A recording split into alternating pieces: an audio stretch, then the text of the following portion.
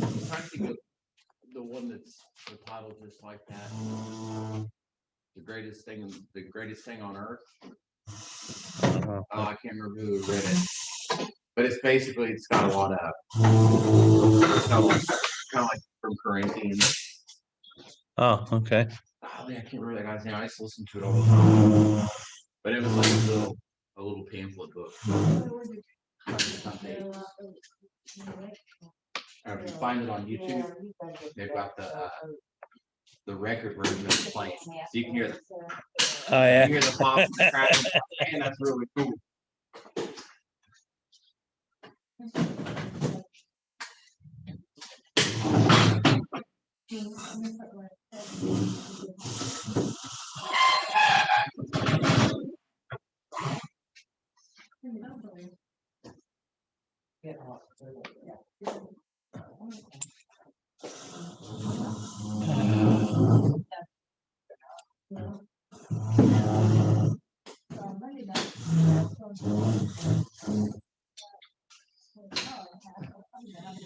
Got a lot of tables and no people. Yeah. You still got We- like 10 minutes. We got more tables than people. I know I got girls got it. We got a couple of kids, so. Danny, you start on time. I start on time, I finish on time. I know a lot of people here don't start on time. Hey, Johnny, how are you?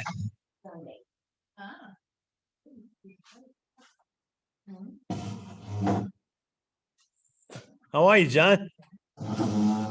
Can you hear me?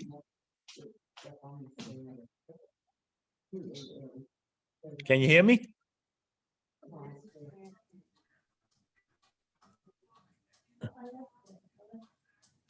John, how you been? Good, Danny. How are you? Good. Good to see you.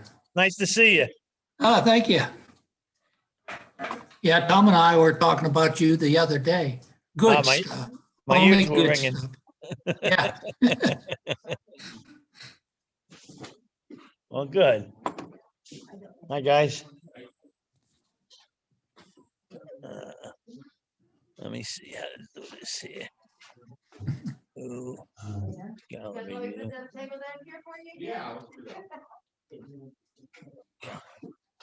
I can get it.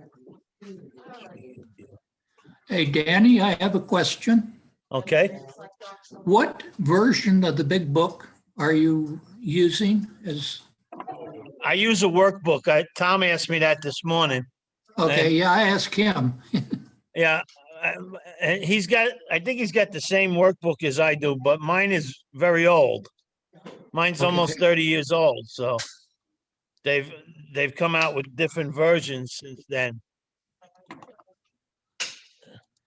So that's probably why. Hey, Greg, how you doing, pal? Hi, Greg.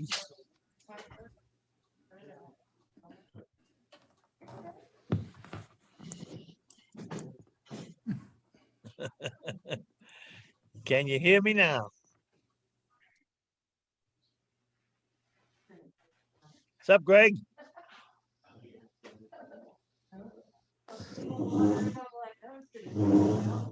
Can you hear? No, hear.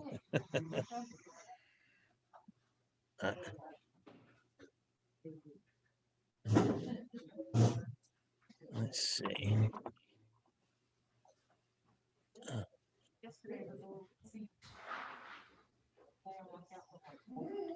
Hello. Hey, Greg, how are you? Hey, Danny, how are you?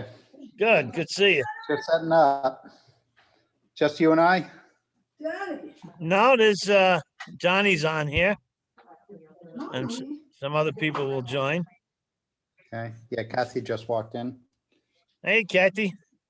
Hey, how you doing? Good. How are you? Good, good.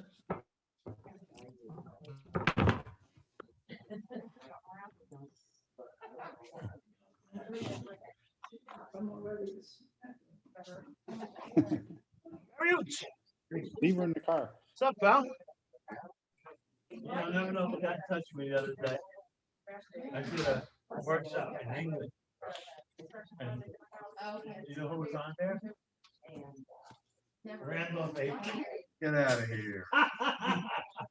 I didn't know he was on it because there were so many people, Uh-huh. but then he contacted me afterwards. What's he doing? Stay so? He's just so. And now even more. Randolph. Yeah, Hey, where's he living at?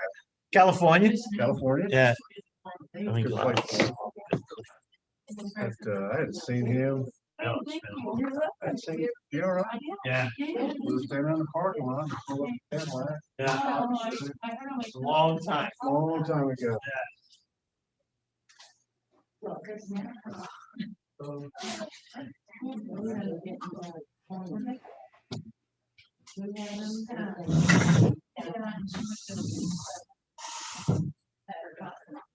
Across.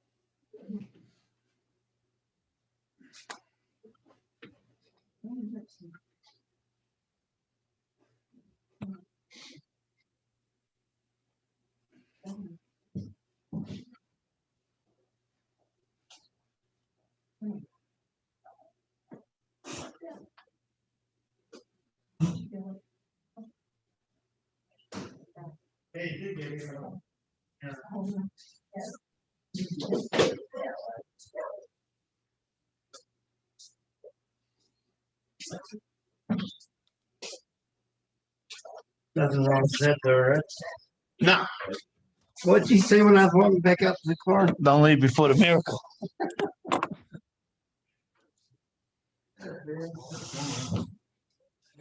Okay.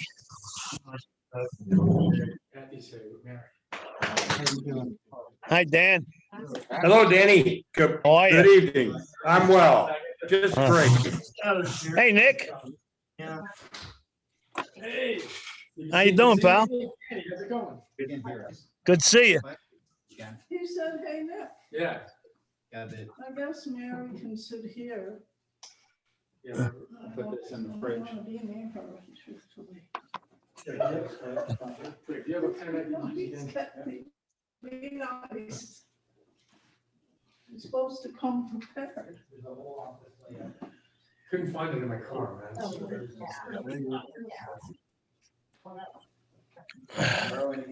For as long as you don't leave with my computer. Well, I think she's like cutting her scabs off her feet in my car. It's like, What- you what have to happened do to that her? now? Why she have a? She had COVID and then she, No, it was a reaction to something afterwards. right, and then she got in the hospital 3 times and Wow. it's a whole. Wow. That sucks. She, I told her last night to be ready by 7:15. And she asked me when it was. Jim, how you doing, Jim? So the boats finally, the other guy put it back together. We have to show the pictures, so that they went back together. Exactly. Good. The lock ties, he had to buy Jim, how are you? yeah, I mean, the guy did it up, and a boat came in, and he took the old oil out of that and put it in the engine so that it was old oil. So I dropped it off at Grand. Up in Holiday. Yeah. Because he was the only guy that could see it, in 2 weeks. Always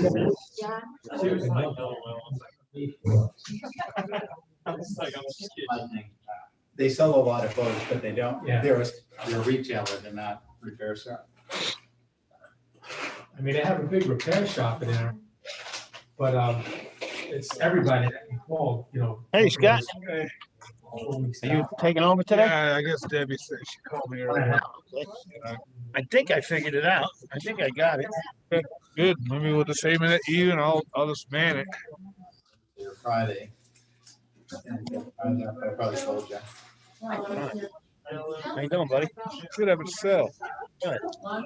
She's here when you're on with, As I so looked at it, here's your chair unless you want someplace else.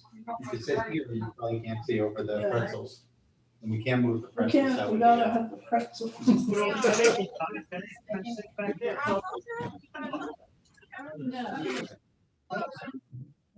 Nick is flirting, knows. Oh, is it? I'm teasing you.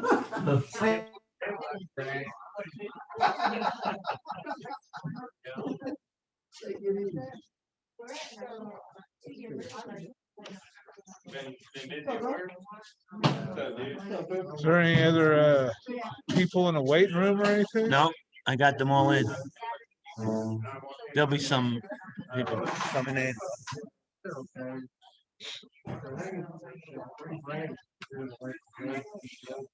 Hey, Jeff. How you doing, buddy? Doing all right?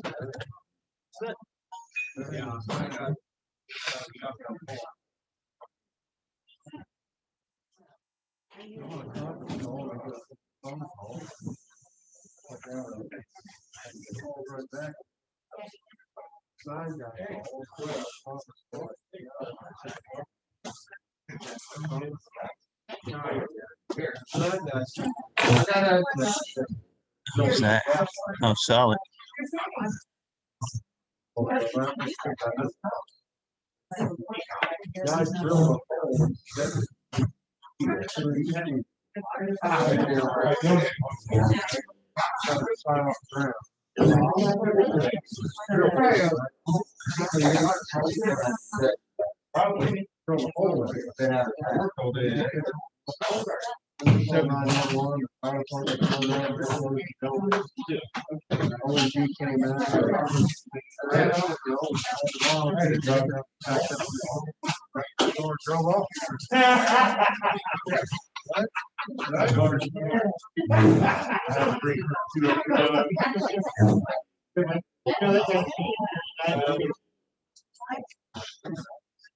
Does she usually have this up or does she just have you? Huh?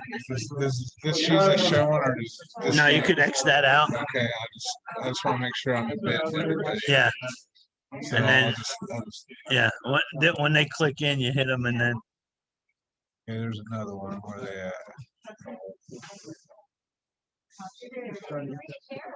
no, I think that sound was them getting in.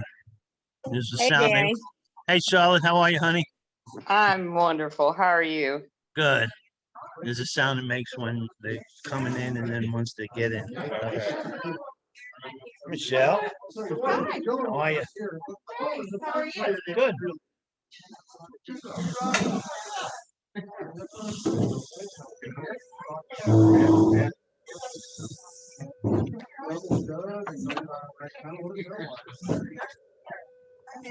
How are you? Good.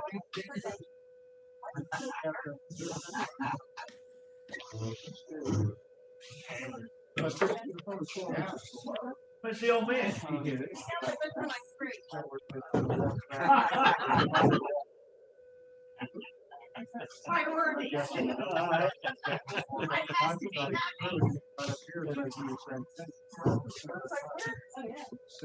All right, everybody, let's go ahead and get started. All right. So last week we kind of went off the book a little bit so we could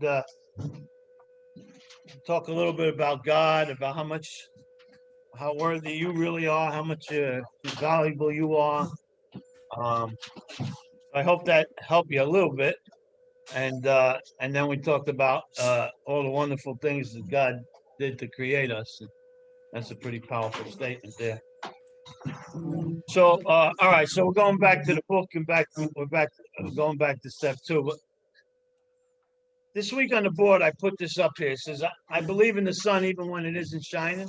I believe in love even when I cannot feel it. And I believe in God even when he is silent. Does anybody know who wrote that?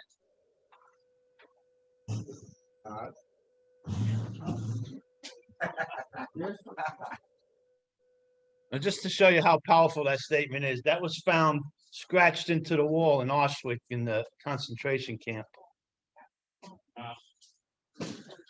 Pretty powerful, huh? Somebody could be in there going through that and write that. Okay. Let's go back to the book. We're on page 45. And we already talked about this first paragraph, this lack of power was our dilemma. We had to find a power by which we could live and had to be a power greater than ourselves, obviously. But where and how we'd find this power. We talked about that already, but what I want to say to you is that this lack of power that was our dilemma, that goes for not just alcohol and drugs, it goes for everything. So whatever you're working the steps on, you're probably at a point where you think the lack of power for that is, like I always wanted to be a good husband. I wanted to be a good father. And I'm one of these guys that thought I love my kids more than anything in the world. But the truth of the matter is, I loved alcohol and drugs more than I loved my kids because that's where I was instead of with my kids, doing those kind of things. Never realized that until I got sober. But looking back on it, so I wasn't a good father. I wasn't a good husband. I wasn't a good, I didn't have the power to do the things that my heart really wanted me to do. So when we talk about that, we want to look at that also when we're working steps on something else.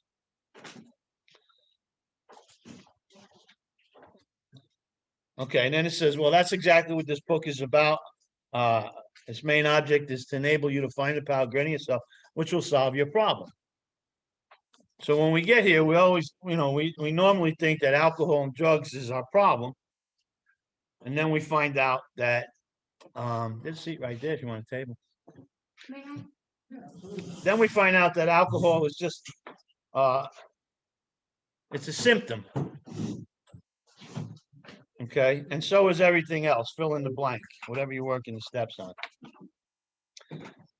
So on page 46, the first paragraph talks about the agnostic temperament, okay?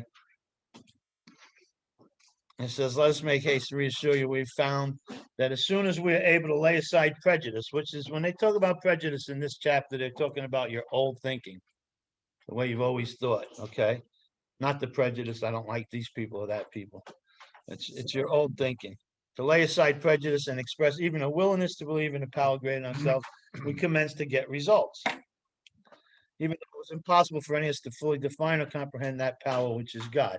And we don't have to do that. Last week we talked about, I mentioned to you that I don't understand God, but I have an understanding of God that works well for me.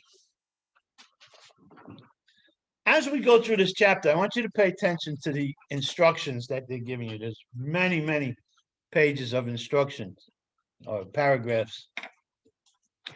So here he says, much to our relief, we discovered we did not need to consider another's conception of God. Our own conception, however inadequate, was sufficient to make the approach and to effect the contact with him. So we don't have to reinvent the wheel. That's what he's telling us. We could begin from wherever we're at when it comes to this power that's God. We could just start from there. And that's important. Some people choose to completely leave their beliefs behind and start fresh,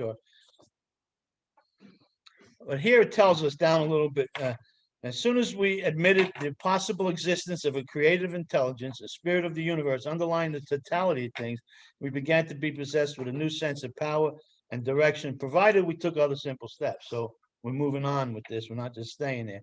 We found that God does not make too hard terms with those who seek him.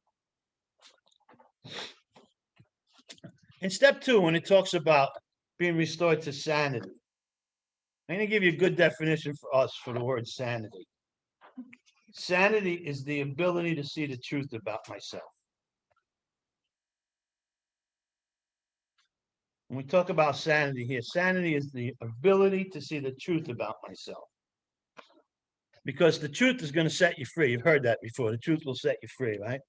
And the truth sets us free from the lie, which is the insanity.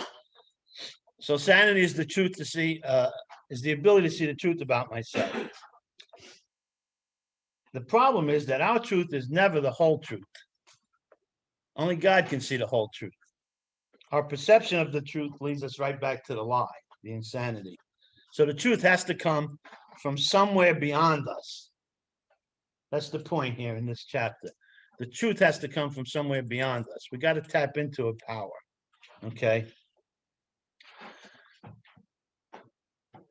Last week we talked a little bit about running on emotions and making decisions and doing things emotionally rather than intellectually, or any kind of a mix of the two.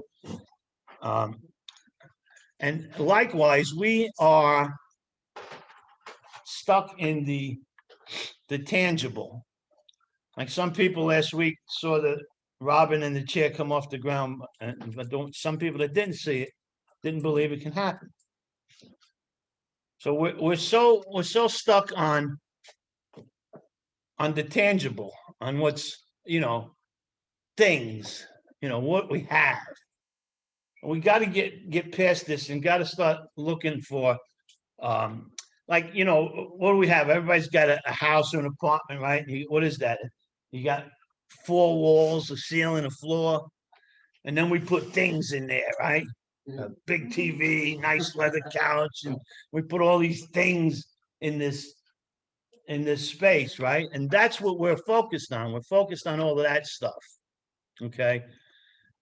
And life really happens in the empty space, in the intangible, in the empty space between those things. That's where life happens. But we're not in touch with that. We're in touch with the tangible. Okay. And so now we want to try to be a little more open-minded and realize some of the intangible, the empty space, and find what's happening there. Okay, let's go over to page 47. Top of the page, it says, when therefore we speak to you of God, we mean your own conception of God. And he's saying this over and over again, okay?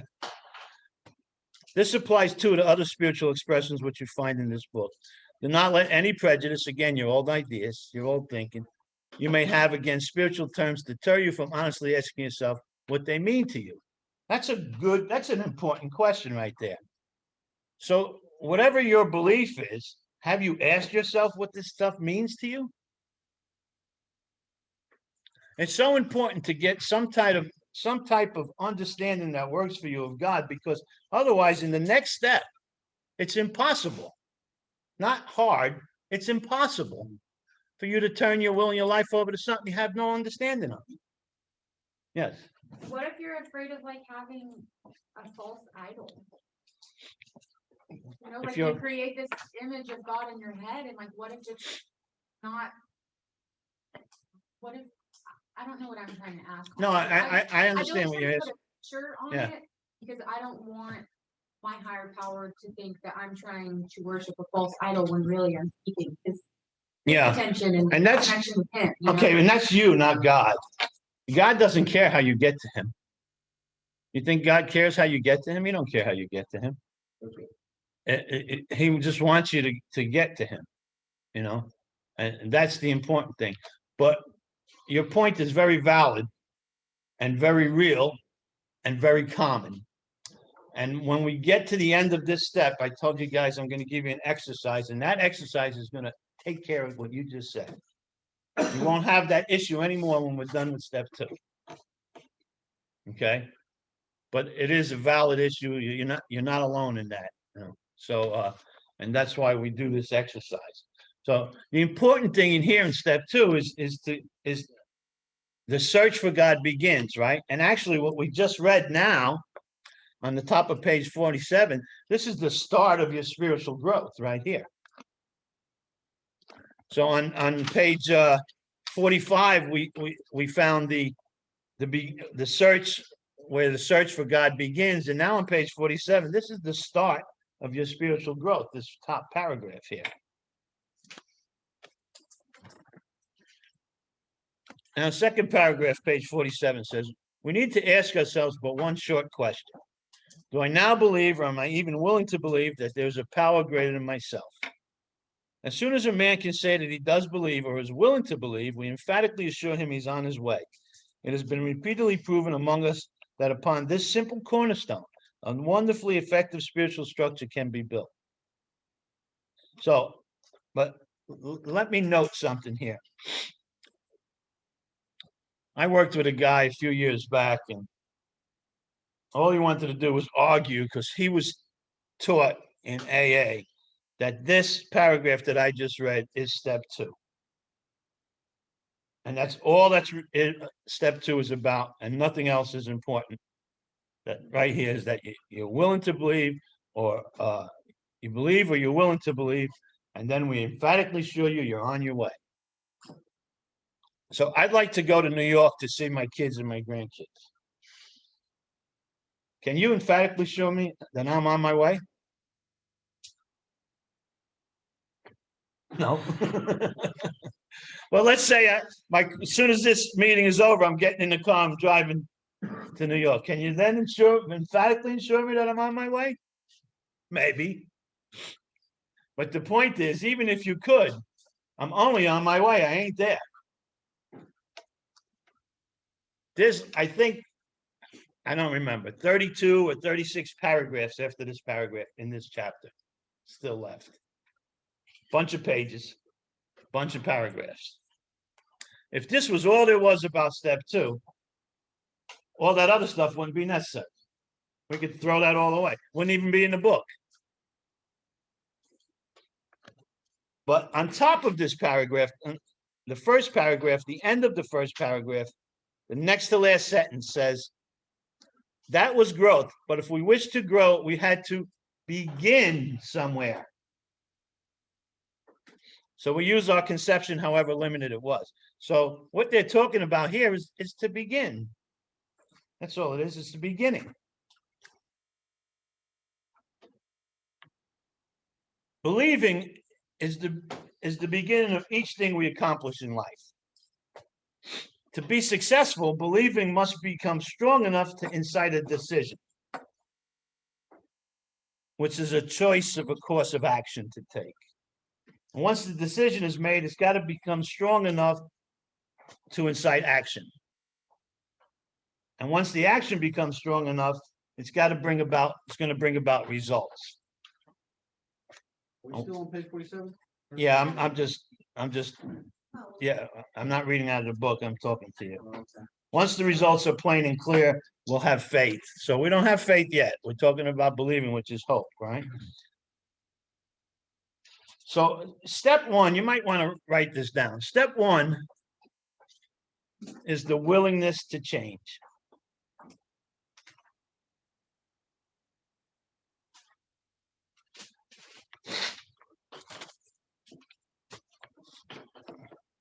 Step 2 is the belief that I can change.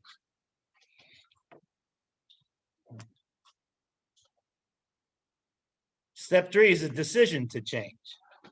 All right. A willingness to change, a belief that I can change. Step 3 is a decision to change. Step 4 is inventory to change. Steps 5, 6, and 7 is action to change. Steps 8 and 9 is more action to change. Steps 10 and 11 is more action to change. And step 12, I've changed. Having had a spiritual awakening as the result of these steps. It's all about change. The willingness to change, belief that I can change, a decision to change, an inventory to change, and then action to change, action to change, action to change. So what I'm bringing up to you now is the point that faith, we're talking about hope here, believing, right? Because we can see that faith is knowledge that comes as a result of a complete process, the process that I just talked about. That's why step 12 is the conclusion. and we should not expect the results of step 12 in step 2.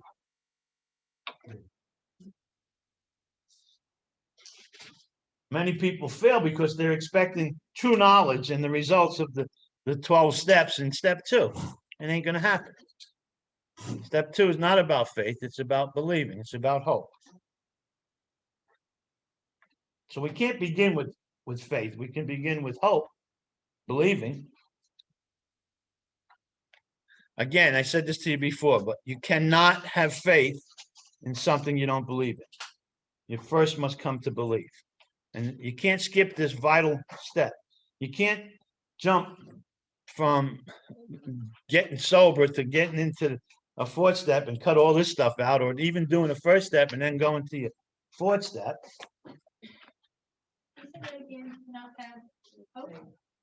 You can't have faith in something you don't believe in. You cannot have faith in something you don't believe in. You must come to believe first, and then you can. Faith is knowing. Whoever wrote this on the wall had faith. They knew that they can believe in God no matter what was going on, even through their horrific circumstances, and they're probably chances are they probably were murdered there.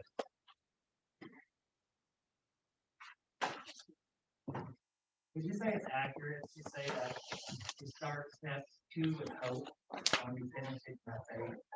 No, you started with hope, and your hope will be stronger.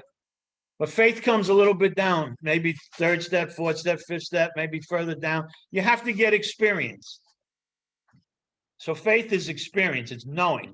Like the example I gave with driving the car to Dallas. Remember that? Okay. So that's faith there because I had an experience that I can call on. So otherwise, I'm just hoping. And that's what belief is. But that's good. And it gets stronger. And a strong belief is very good. But we kind of think that we're stepping out on faith, and we really aren't, because we don't have the experience. And what's this whole chapter about? You remember? Huh? That's right, like knowledge. So this whole chapter is about getting that knowledge. So it's very difficult to have faith in something that I don't really understand or have an understanding of yet. But one day in the future, when I have a sponsee and we're working for step 2, what am I looking for? You know, that we're adequately doing step. That's a good question. You just looking, you do your part, right? You carry the message. And then, my thing with people that I work with, if they say they're doing good, guess what? They're doing good. I'm not there to question them. I'm not there to, are you sure you're doing good? How good are you doing? If I say, how are you? You say, great. You're great. Nothing else to talk about. If I say, how are you? You say, you need to talk about something. Then, that's what I'm there for. So each person has to come to the point where they have to stop bullshitting themselves. Yes. And when I am able to stop bullshitting myself, it's easier for me to stop bullshitting you. So it's a very tough question what you just asked, but the answer is you just work with them and you pass the message on. What they do with that message is their business, not yours. And you, the important thing, we'll learn this when we do the 12th step, is for you to remain the same. You to sponsor them and pass on, carry this message to them. And, we'll talk about the cycles that new people go through. It's kind of like children growing up with their parents. All right. So anybody got any questions so far? That was a good question.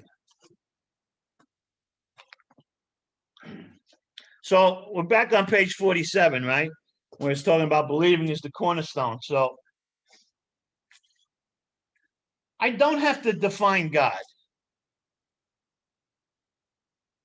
I do not have to define God. But I do need to define the path that I'm on. Where am I going? What's happening?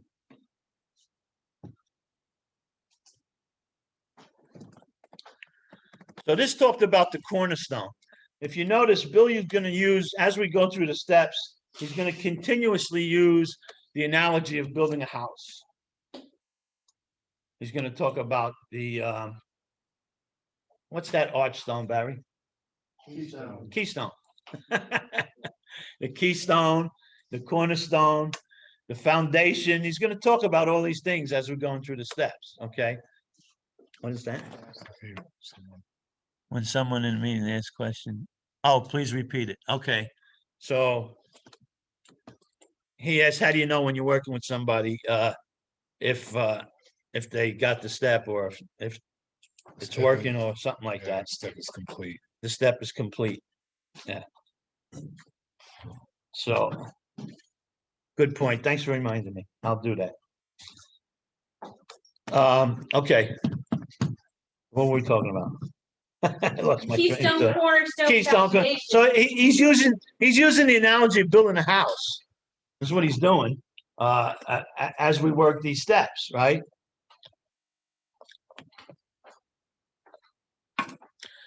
And so what he's laying down here in Weak Gnosis is that we have to accept, once we accepted our powerlessness and unmanageability in step one, we're accepting that we can't recover alone. I don't know about you guys, but I tried everything humanly possible not to wind up here. Right? You're probably like me in that respect. So here you are. So what does that mean? So step two says that the help we need has to come from something outside of ourselves, a power greater than ourselves. It's about a higher power. It's about dealing with reality. Ooh, that could be a dirty word. Dealing with reality. People like us are so stuck in our fantasies and our imaginary world that I always say that probably the toughest thing for me about recovery was that recovery is reality based and I'm not. Recovery is grounded in reality, and I'm just a daydreamer, and you know, I build castles in the sky, and I do. I could do that tomorrow. You know, I'll take care of that tomorrow. I'm a dreamer and a fantasizer. That's who I am. So to get my feet firmly planted on the ground it was tough for me.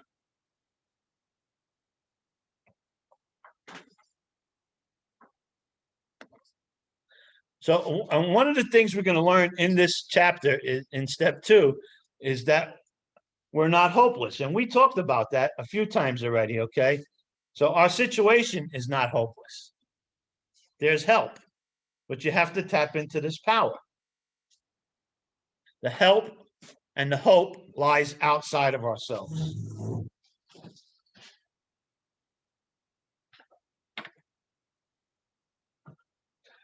And here's a good piece of advice for you. Don't concentrate on what you don't understand about God. We do that all the time. Focus on what you do understand about God. That's really good advice. Trust me there. That's actually kind of what we're going to do in our exercise at the end of this chapter. We're going to help get focused on what we really think and believe about God. You don't have to figure out everything about God. You don't have to understand God, but you have to get an understanding of God that works for you. I have a question. Yes. Who's that, Charlotte? That's Teresa. Oh, hi, Teresa. Hi. So you said you're saying the power must come from outside of us, but at least once in the big book, it says we actually find God inside of us. Yeah. Yeah. But it's not us. It's not us. Yeah. Right. It's not us. That's what I mean by that. Yeah. Okay. You know, when he talks, that's in this chapter, we're going to get to that and we're going to talk about that. But we're still looking for something that is beyond us. Okay. Got it. And it doesn't necessarily mean not in us. Okay. But Thank the you. God that's in us is really beyond us, isn't it? Right. Yes, that's true. Okay. That's what I mean. Good question, though. Jerry, you got a question? Yeah, itchy back. All right. All right.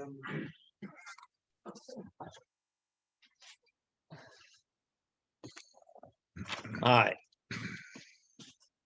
Let's go over to page 48. And there's a few different instructions on this page.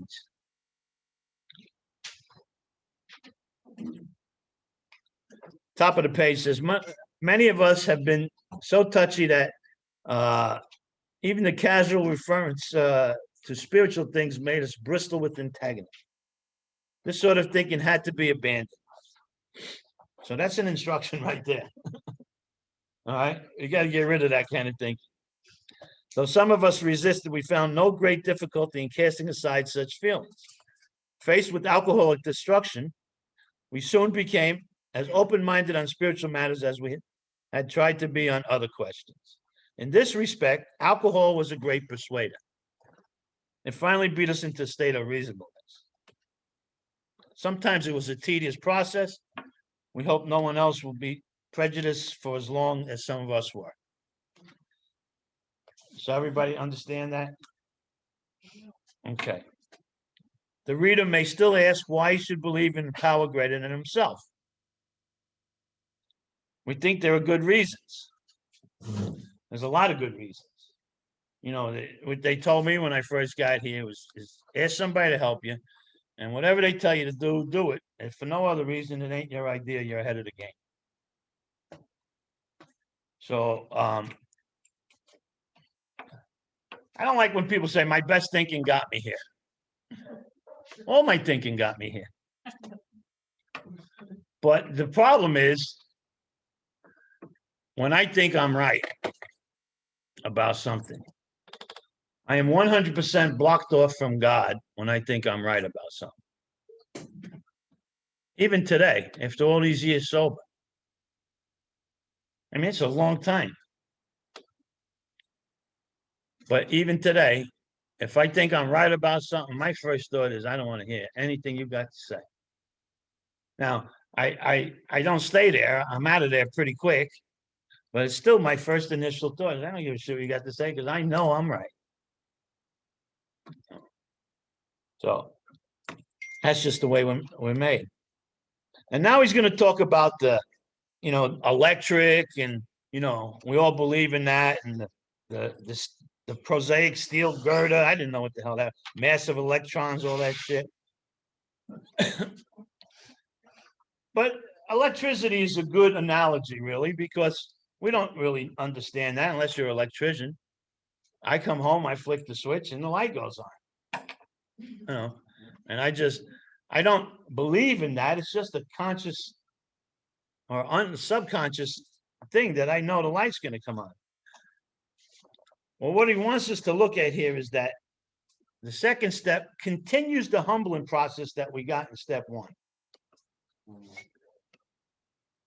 Because the step introduces us to the idea that you are not God.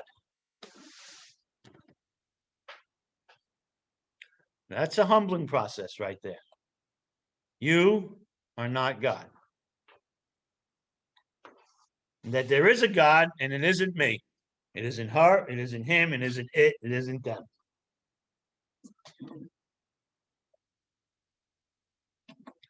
So the restoration to sanity is about getting out of our fantasies and learning how to live in reality.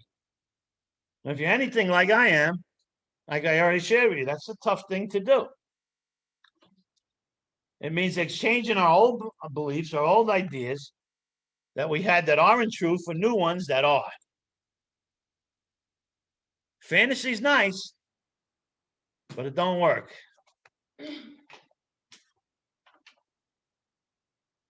The only way out of loneliness, people, is to get out of your fantasies.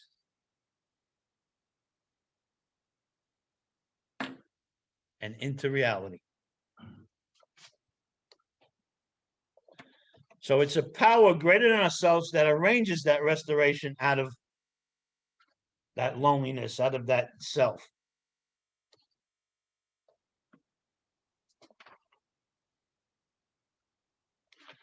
So again, on page 49 is more instruction. On the bottom of the page, he talks about, we who have traveled this dubious path, beg you to lay aside prejudice. He's giving us more instructions here. So, but the immediate, yes. Danny, you just said it, something that's, I think, it's important to me. Get out of your fantasy, get into reality. But you know, at least my thinking still is, it's my reality. Yeah, Is that a fantasy? Because it's mine. I see things the way I grew up, this program has helped me. So that's a reality. yeah. Well, What's your instruction on that? well, first of all, think about what we're really talking about here. We're talking about the newcomer. So you're on a whole different level than somebody just came in the rooms. But even though you're on a whole different level, when it comes to a certain topic that you probably need to work the steps on, whatever that topic is, you're probably not far from the guy that just crawled in the rooms, who's been drinking and drugging for the last, So, what you're talking about is what we call a paradigm. You've heard that word before, people? Paradigm? So paradigm is the way I see the world. And like you were saying is, what? I forgot. What is it? He want to know if his thinking is his reality. And sure it is. So your thinking, the way you think is your reality. That's your paradigm. But your reality is not necessarily reality. Okay, especially when it comes to things, let's say you're working the steps on shopping or relationships or sex or gambling or whatever you're working the steps on, probably you have suffered enough in that area that has caused you to take a look at it with the 12 steps, that your thinking is not reality based in that area. Well, we grow spiritually all in different ways. Don't look at another person in recovery and say, wow, look how good they're doing there. I've been here 3 years more than he has. Doesn't matter. Worry about yourself. And you may grow spiritually in one area a lot faster and stronger than me. And I may grow spiritually in one area. We all got shit to work on. Bill Wilson said there's a lot wrong with us, of which a lot has to be done. The not drinking and not using is just the tip of the iceberg. Not drinking and not using is the lowest form of sobriety. The lowest form of sobriety. There's a lot wrong with us, of which a lot has to be done. Last week, I gave you those 4 obstacles that block you from God, right? The last one was a dubious pleasure I will not forego. I still got problems with some dubious pleasures, okay? So we're not talking cured here. Yeah, we're definitely not talking cured. So everybody's got something that they need to be working on, and that's the good news. I did a workshop over the weekend in London, and a guy got on there and I was doing questions and answers, and he was talking about, I don't know if you heard the Back to Basic program. He didn't use those words, but he said, they go through the steps in 5 days, 5 1-hour courses. They go through the steps. And we were talking about sponsoring people. And I said, well, I don't want nobody sponsoring me with 5 days sober. He says, well, the book says that we can do this and we can do that. And I says, where does the book say that? And he says, I'll get back to you. And the rest of the 1.5-hour meeting, he never got back to me. So, So is it not in the book that Bill Wilson worked the steps with somebody in just a few days? Is that? No, they worked, Bill and Bob, they worked the steps completely different. They didn't work the 12 steps like we have them. They worked, Dr. Bob went out and did step 9 before he did, a lot of other stuff. But he was referring to this thing that they call Back to Basics. And it's 5 courses, I think, an hour each course, and they go through the 12 steps. And he was claiming that that's in the book. It's not in the book. And not only is it not in the book, it's not AA approved material. That was a group in Cleveland, Ohio, about 3 or 4 years after AA started, that they did that. these guys. They work the steps in 5 days and 1 hour sessions. And that works for them, you know, but I don't want, you know, my point was, you know, you got experience, the longer you're sober, you got living life experiences sober. And that's important. You know, if somebody 5 days sober, they haven't experienced death and they haven't experienced a lot of things, you know, that, and I don't know how thorough they covered the, you know, the steps. Most people, like we started off with this workshop here, is most people don't even, you know, don't even understand what powerless is, why they're powerless, you know, or most people don't even understand what's the first step in recovery. We talked about all those things. So I'm not interested in somebody's did the 12 steps in 5 days. You know, that doesn't come out of the book. Well, I actually did the back to basics Huh? when I first came in, but we did it consecutively months and months and months, and I worked with my sponsor on it. Yeah. But it was, you know, like you said, it's not done in 1 month. And we continued to work on it. It was kind of a foundation. Yeah. Of how to work. Yeah, I said if that works for you to fine, you know, Class, like anything, yeah. but you have to go a lot deeper. Yeah, well, this guy's argument was that after they 5 days, they could sponsor people because they went through the 12 steps. And I was like, I don't want nobody sponsoring me with 5 days. You can help me. Somebody's got 5 days, can help somebody with 1 day, but you can't sponsor them because what the hell do you know? Yeah. Yeah, I'm not knocking that process. I'm just saying it's not AA approved. And so it's not something that I do. But if it works for you, fine. I think their whole point was to get busy learning it. Yeah. And not to wait years to do a 4th step. Yeah. And things like that. I mean, that's what I got out of it. Oh, yeah. All right. Dave, Yes. there's a story in the back of the book. Uh-huh. It's called He Sold Himself Short. Uh-huh. In the 4th edition, starts on page 258, and it kind of lays out exactly how they took the steps. You know, that it was over the course of several weeks. It was a few days before he was even allowed to go to his first meeting. Uh-huh.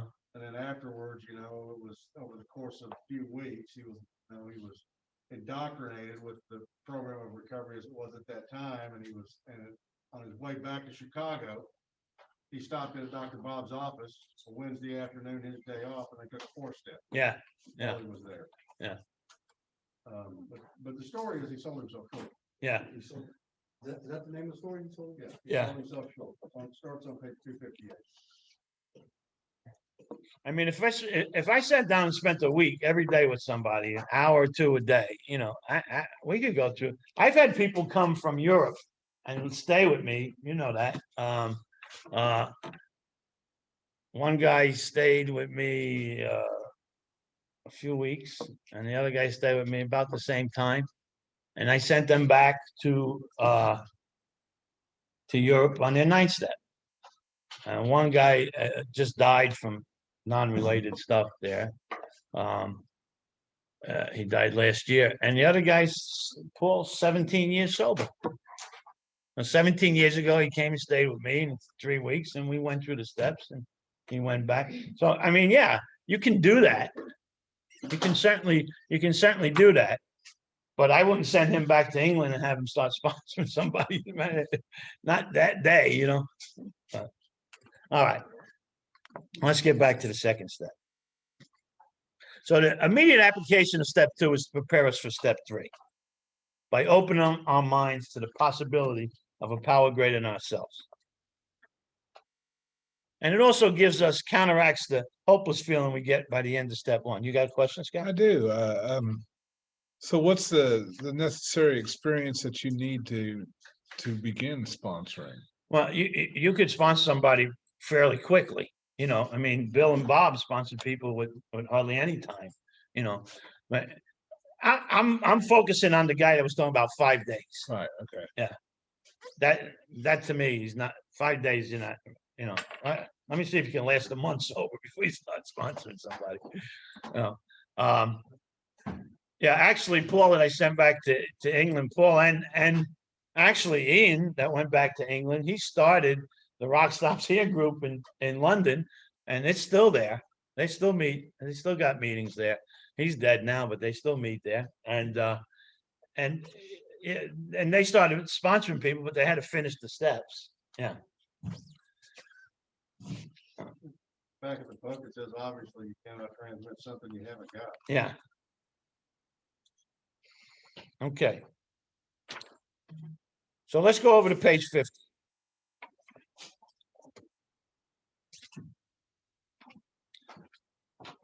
And on top of the page says, instead, we looked at the human defects of these people and sometimes used their shortcomings as a basis of wholesale condemnation.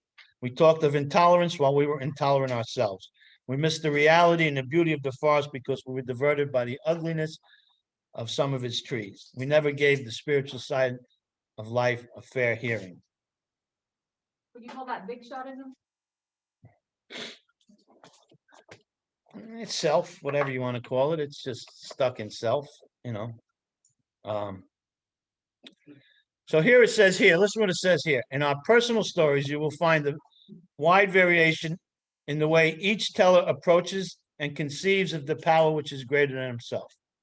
So that's why all of the stories in the back of the book are step 2. Right? This is confirming that right here, because that's what each story is going to tell you.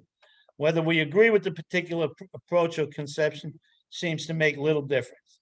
Experience has taught us that these are matters about which, for our purpose, we need not be worried. They are questions for each individual to settle for himself. So that's another instruction there, right? All of these are instructions. So on one proposition, however, these men and women are strikingly agreed. Every one of them has gained access to and believes in a power greater than himself. And that's what the second step is really about, gaining access to and believing in a power greater than himself. This power has in each case accomplished the miraculous, the humanly impossible. So here he's talking about miracles. This book is full of miracles, by the way. Lots of miracles in this book.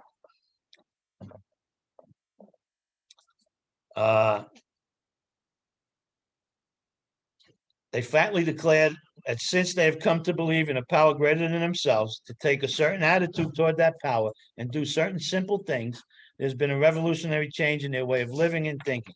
In the face of collapse and despair, in the face of total failure of their human resources, they found that a new power, peace, happiness, and sense of direction flowed into them. This happened soon after they wholeheartedly met a few simple requirements. What are the few simple requirements? Willingness, open-mindedness, and honesty. Okay. What else? 5 suggestions.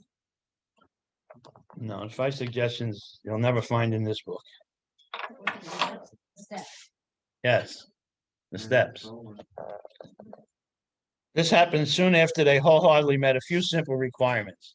So they went through these steps, which you have to be willing and open-minded and all that stuff to do that. But once confused and baffled by the seeming futility of existence, they show the underlying reason why they were making heavy going of life. Heavy going of life, not heavy going with the drinking problem. A big difference, right? We're not talking about the drinking here. We're talking about just heavy going of life. Just life is so heavy. So that's what the steps are going to do. They're going to remove the things that block you from God. Leaving aside the drink question. Okay, so it's very important. Leaving aside the drink question, they tell why living was so unsatisfactory. So here you are, you stop drinking and using, and life is so unsatisfactory. What's up with that? I don't know about you, but I didn't get sober to be miserable. If I'm going to be miserable, give me my dope back, give me my booze back. I'm not here to be miserable. They show how the change came over them. When many hundreds of people are able to say that the consciousness of the presence of God is today the most important fact of their lives, they present the powerful reason why one should have faith. Years ago, a long time ago, probably 15 years ago, I was speaking at a convention in Atlanta, Georgia. Big fellowship there. Whole couple thousand people in the room. And I got to a point where I don't remember what I was talking about, but I opened my book and I came to this point. Oh, I had asked how many new people were there. And there was at least 100, 200, maybe 300 new people in the audience. And so I asked everybody else if they believe in a God to raise their hand. And everybody raised their hand, right? And then I asked the new people to watch this. I said, watch this. And I didn't know none of these people, right? And I asked the people that had their hands up there in the audience that if they believe that the consciousness of the presence of God is today the most important fact of their life, to keep their hand up. And over 1,000 people had their hand up. It's a pretty powerful statement. And so I told the new people that they present the powerful reason why you should have faith. Not that you have faith, but you should have faith. Yes, you should have faith.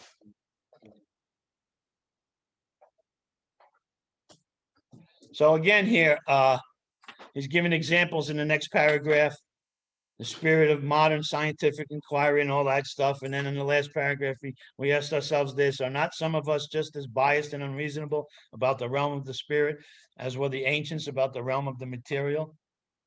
So this is another instruction here. Is asking yourself to look at these things. Okay.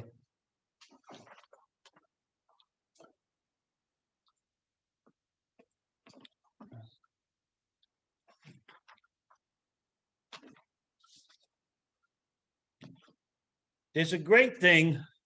I want to talk about this for a minute.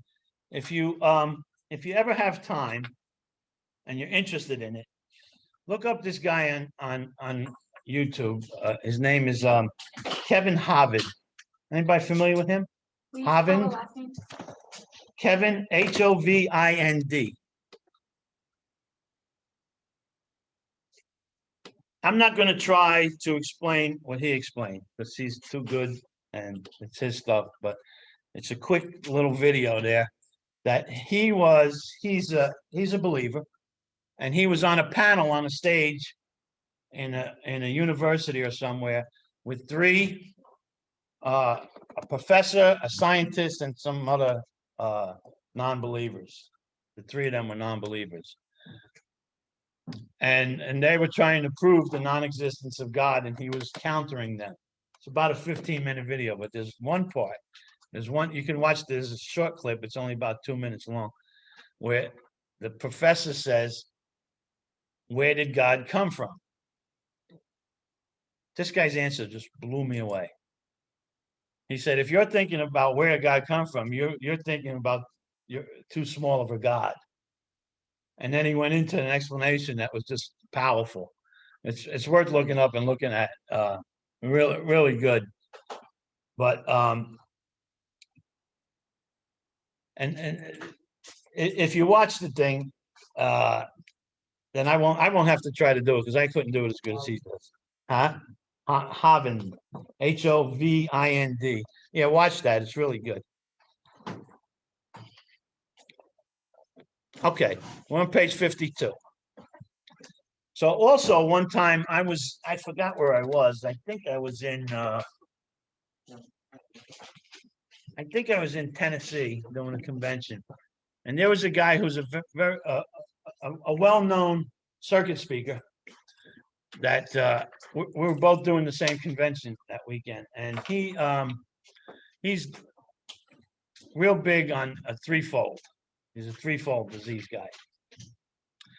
And we were outside just hanging out, bullshit. And he came up to me and he said, "Danny," he said, "tomorrow you're doing a workshop and you're a twofold guy. And I'm doing a workshop after you and I'm a threefold guy." He said, "We're going to confuse the hell out of everybody here." I said, "Hey, you have the right to be wrong. That's okay." And he said, "Well, how's that going to go?" I said, Kent. Oh, it's Kent? Kent Hovind. Kent Hovind. Sorry. But anyway, I says to him, "Well, just show me one place in the big book where it talks about a threefold disease. Just one place. Because I could show you 156 times that it talks about a mental and a physical, a mind and body. but just show me one time. Now, this guy, again, I'm not gonna mention his name because he's still around. He's still a well-known circuit speaker. And he said, he opened the book to page 52. And he came to the second paragraph and he said here, we were having trouble with personal relationships. We couldn't control our emotional natures. We were prey to misery and depression. We couldn't make a living. We had a feeling of uselessness. We were full of fear. We weren't happy. We couldn't seem to be a real help to other people. Was not our basic solution these bedevilments more important than whether we see newsreel flights or lunar flights? So this is where he went to prove that the big book talks about a threefold disease. And I said, my friend, I said, you're totally 100% off base here. I said, you skipped over the first sentence. It's a twofold. It says, we asked ourselves why we shouldn't apply to our human problems the same readiness to change our point of view. Doesn't call this a disease. It says these are human problems. Everybody has them to greater and lesser degrees. They're human problems. If you're human, guess what? You're having some type of problems with your emotional nature, or you're having a problem making a living, or you're feeling a little useless, or you're full of fear, or you're unhappy, and you can't seem to be a real help. To greater and lesser degrees, all human beings have these problems. This does not constitute a disease, and it doesn't constitute you being alcoholic. It's a human problem. And he went, oh, okay. And then he walked away, and that was years ago, and he still goes out and preaches a threefold disease. So again, there's nowhere in this book that it justifies that. Nowhere. A threefold disease. But these are human problems. Everybody, every human being is spiritually sick to greater or lesser degrees. Spiritually sick. Doesn't have a spiritual disease. So if you believe that your disease is mind, body, and spirit, then what you're saying to me is that your disease, that the God in you has caught your disease. So now, if the God in you caught your disease, guess what? You got the wrong God. Because the God in me can't get no disease. I can't transmit a disease to my God. So that's an impossible. So everybody's spiritually sick. Yes. Everybody in the world is spiritually sick, but that doesn't mean they're alcoholic. Now, every alcoholic is spiritually sick, but everybody spiritually sick is not alcoholic. It's just a sickness, a spiritual sickness, okay? So, page 52, the bedevilments, that's just their human problems. And of course, they escalate and they're tenfold because we're so emotional. What we talked about last week, we deal with things basically on an emotional level rather than and he says here, when we saw others solve their problems by a simple reliance upon the spirit of the universe, we had to stop doubting the power of God. Our ideas did not work, but the God idea did. Yeah. So right there, he's telling us that this idea about a God is going to work for you. Our problem is, again, we operate on an emotional level, right? We got to be in control to be comfortable.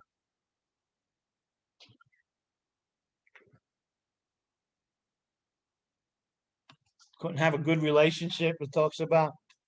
The reason couldn't have a good relationship, we had to dominate people. We had to dominate the other person. We either dominate them through a force or we dominate them through dependence. Either way, it's still control, still domination. I make you depend on me or I depend on you so much that you do everything for me. It's control either way. Oh. All right, there's a lot more we're gonna go through on this next week. Does anybody got any questions from everybody? Yes, I'm sorry. no, that's okay. You had that discussion with the gentleman. And you told him you have the right to be wrong. Did you consider saying something like? No. Why? See, to me. He's asking me if the discussion I had with that guy, if I thought about saying you might be right. No, I never thought that because I know what the book says and the book doesn't say that. So I know he's wrong. I'm not gonna pretend that he might be right. I was being kind by saying you have the right to be wrong instead of saying you're a fucking idiot believing that shit. So. Hey, real quick, I got my books here if anybody wants them, okay? So, I tell you last week, the reason I'm selling it, they canceled the convention on me, so. They're online, they're $14 plus shipping, here they're $12, I'm giving 2 of that to the house, so. If you want one, I got some books here. All right, next week, same time, same channel, thank you, guys. Hey, what about our homework, Danny? Not yet. Not yet, getting close. Getting close. Hey, I want a homework. You want a book?